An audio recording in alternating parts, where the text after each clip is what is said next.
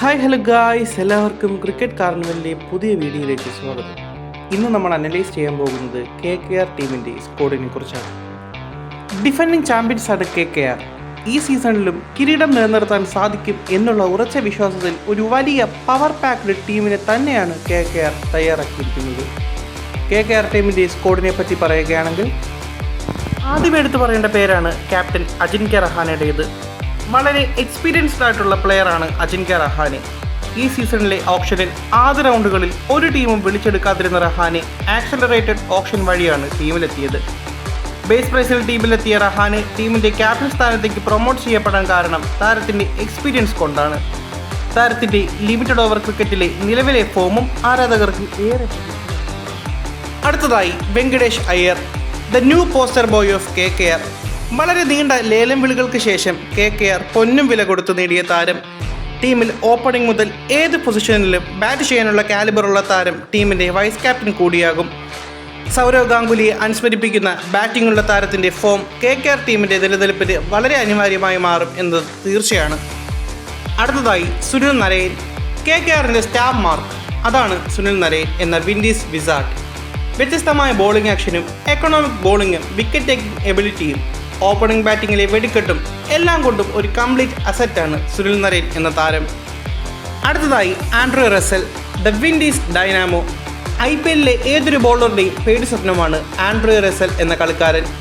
ഫിസിക്കും power hitting എബിലിറ്റിയും അഡാപ്റ്റബിലിറ്റിയുമാണ് റസലിനെ വ്യത്യസ്തനാക്കുന്നത്. ഒരു കംപ്ലീറ്റ് പവർ പാക്കേജ്. മികച്ച രീതിയിൽ ബോൾ ചെയ്യുകയും ചെയ്യുന്ന റസൽ തീർച്ചയായും കൊൽക്കത്തയുടെ മോസ്റ്റ് വാല്യുബിൾ പ്ലെയർ തന്നെയാണ്. അടുത്തതായി Varun Chakravarthy, the mysterious spinner. ഒരു പക്ഷേ രവിചന്ദ്രൻ അശ്വിന് ശേഷം ബുദ്ധി കൊണ്ട് പന്തെറിയുന്ന മറ്റൊരു ബൗളർ ഇന്ത്യൻ ടീമിലുണ്ടോ എന്നതൊരു ചോദ്യമാണ്. എന്നാൽ അതിനുള്ള ഉത്തരമാണ് വരുൺ ചക്രവർത്തി എന്ന സ്പിന്നർ. സ്പിൻ ട്രാക്കുകളിൽ ചക്രവർത്തി നരയൻ കോംബോ ഉണ്ടാക്കുന്ന ഇമ്പാക്റ്റ് മറ്റൊരു ടീമിനും അവകാശപ്പെടാനില്ലാത്ത ഒന്നാണ്. ഈ വർഷത്തെ പർപ്പിൾ ക്യാപ്പ് നേടാൻ ഏറ്റവും കൂടുതൽ സാധ്യതയുള്ള താരം അതാണ് വരുൺ ചക്രവർത്തി.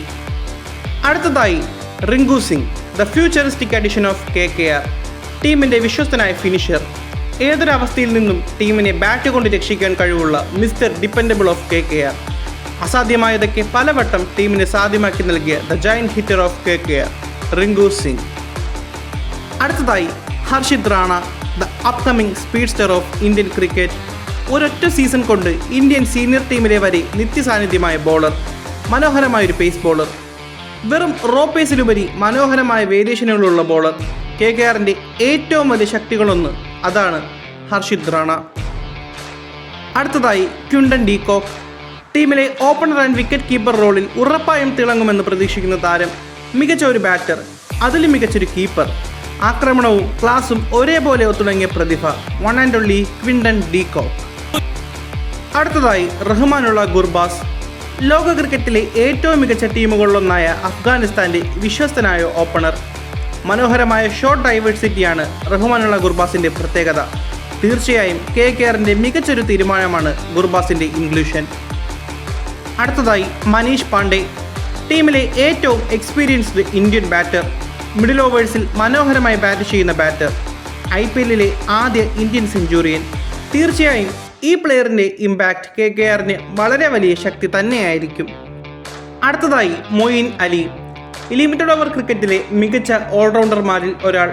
മികച്ച ഓഫ് സ്പിന്നർ, മികച്ച ഒരു ലെഫ്റ്റ് ഹാൻഡ് ബാറ്റർ. വളരെ വേഴ്സറ്റൈലായ ഈ ഒരു പ്ലെയർ എന്തുകൊണ്ടും KKRൻ്റെ അസറ്റ് തന്നെയാണ്. അടുത്തതായി Ramandeep Singh, the Punjabi power brand of cricket. മികച്ച ഒരു മീഡിയം പേസ് ബോളർ, ഒരു ഹാൻഡി ഫിനിഷർ, മികച്ച ഒരു ഫീൽഡർ. എന്തുകൊണ്ടും KKR ടീമിലെ ഒരു 3D പ്ലെയർ തന്നെയാണ് രമൺദീപ് സിംഗ്. അടുത്തതായി ഉമ്രാൻ മാലിക്, ഒരു ബോളിംഗ് മെഷീനിൽ എന്ന പോലെ തുടർച്ചയായി 150 കിലോമീറ്ററുകളിൽ പന്തെറിയുന്ന കാശ്മീരി എക്സ്പ്രസ്. റോ പേസ് കൊണ്ട് വിസ്മയം തീർക്കുന്ന ഉമ്രാൻ മാലിക്കിൻ്റെ പ്രത്യേകത അൺപ്ലേയബിൾ യോർക്കേഴ്സ് തന്നെയാണ്.